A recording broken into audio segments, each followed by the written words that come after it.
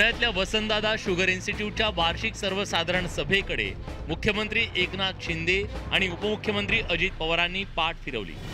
खरं तर कोणत्याही पक्षाचं सरकार असलं तरी मुख्यमंत्री आवर्जून सभेला हजेरी लावतात, कारण राज्यातील सहकारी साखर उद्योगाशी संबंधित ही महत्त्वाची संस्था आहे। तसंच शरद पवार हे वसंतदादा शुगर इन्स्टिट्यूटचे हयात अध्यक्ष आहेत। सरकारचे प्रतिनिधी म्हणून केवळ सहकार मंत्री दिलीप वळसे पाटील उपस्थित होते, मात्र मुख्यमंत्री उपमुख्यमंत्र्यांच्या गैरहजेरीवरून शरद पवार गटाचे आमदार रोहित पवारांनी सत्ताधाऱ्यांवर बोचरी टीका केली आहे।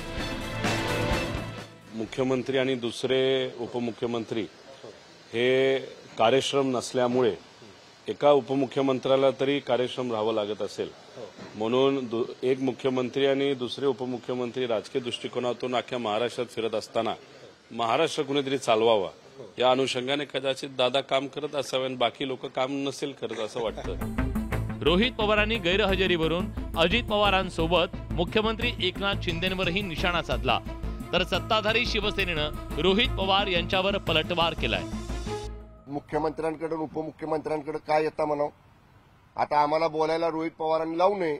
अधिवेशन चालू असताना इतर वेळी सुद्धा त्यांच्या जिल्ह्यातले त्यांच्या जर मुख्यमंत्री आमचे काम करत नाहीत, फडणवीस साहेब आमचे काम करत नाहीत, तर मग तुम्ही तुमची कामं घेऊन त्यांच्याकडे काय येता, काम न करणाऱ्या व्यक्तीकडे।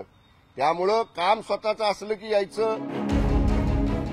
वसंतदादा शुगर इन्स्टिट्यूटच्या सभेला अजित पवार उपस्थित राहणार असल्याचं सांगण्यात आलं होतं, मात्र ऐनवेळी त्यांनी सभेला दांडी मारली।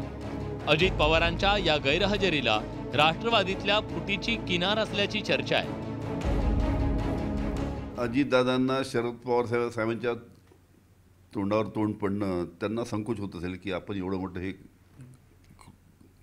कांड केलं आणि आता पवार साहेबांच्या डोळ्याशी डोळा कसा आपण मिळवायचा, ते बहुतेक त्यांना संकोच वाटत असेल। जुलै महिन्यात अजित पवारांनी राष्ट्रवादीत बंड केलं, त्यानंतर त्यांनी खासगी 3-4 वेळा शरद पवारांची भेट घेतली, मात्र पुण्यातील टिळक पुरस्कार वगळता काका पुतळ्यांनी सार्वजनिक मंचावर एकत्र येणं टाळलं।